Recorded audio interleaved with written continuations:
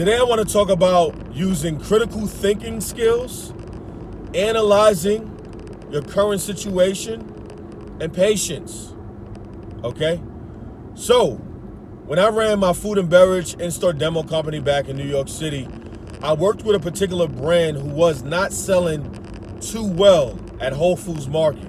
All right? The product was good, don't get me wrong. But as far as the taste, people didn't really like it. If you were from the Caribbean or if you were a health nut, you would probably like it. But majority of people did not like it, even though it was in Whole Foods.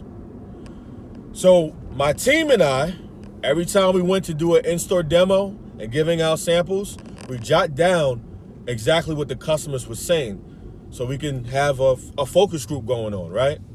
So they could make those changes. So the company took too long, I would say a year and a half to 2 years, to actually start making changes. Now, granted, when you're working with a beverage company or a snack company, it does take a while to get it out of circulation. You know what I'm saying? It takes a while because they, distribution centers buy a lot of product. They buy it in bulk. It takes a while to circulate, especially like their product. It wasn't moving like that. Nobody liked them. The grocery managers didn't like them.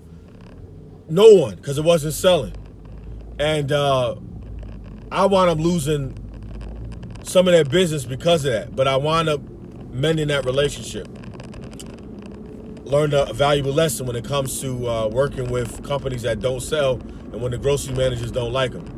So anyway, the biggest problem of the CEO was his ego. His ego was so big. He wanted to have his product in every store in the country. The problem with that is, if you have a dense, populated area like New York City, for example, there's people from all walks of life. If they're telling you the product is too sweet, or this has cane sugar and let's say maple syrup, or this product is light, it doesn't have enough ginger. Like, if you're not listening to your customers and you're just simply expanding your business because you want to be another area to see how you do, that's suicide. I'm going to tell you who did it right. Mike's Hot Honey, out of all of the brands I worked for, did it right. They stayed in New York City and they tweaked the logo, tweaked the ounce amount. They tweaked relationships. They started to add demos consistently every single month, nonstop. You got 1 million products in a supermarket. You understand? You can't expand in different stores if no one knows who you are. And the quickest way for people to find out who you are is by doing an in-store demo. Demos are crucial. And a lot of companies treat demo reps and demo companies like we're idiots. They do. Because they're like, oh, how hard it could be to give out samples. No, it is a challenge. It is a challenge. You got to work on logistics, making sure the product is in there, networking with the grocery managers, making sure they're cool. So you got to keep their relationship. You got to make sure your brand ambassadors show up on time and doing their job, not on their phones.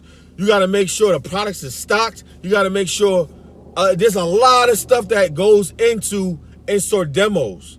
And a lot of these companies take demo reps for granted. But when their stuff ain't moving and they ain't making no money, who they gonna complain? They're gonna complain about the demo company and go to another demo company and then complain about that demo company. Then it's a circle.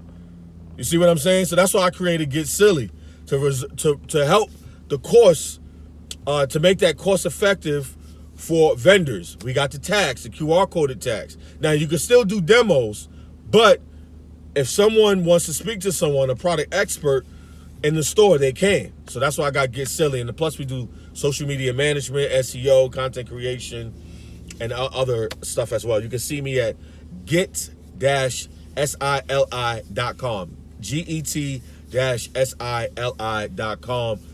That is my new company called Get Silly, Get Seller Like Isaac.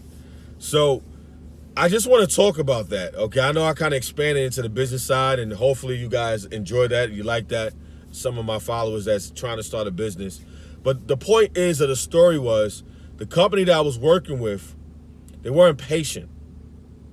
They took almost 2 years to listen to their customers.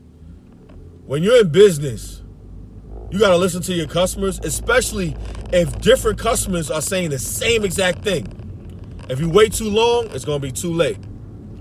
And I got to tell you, that company that did not listen to their customers, that company that expanded too much, too early, because the CEO's ego got in the way, they're no longer with us.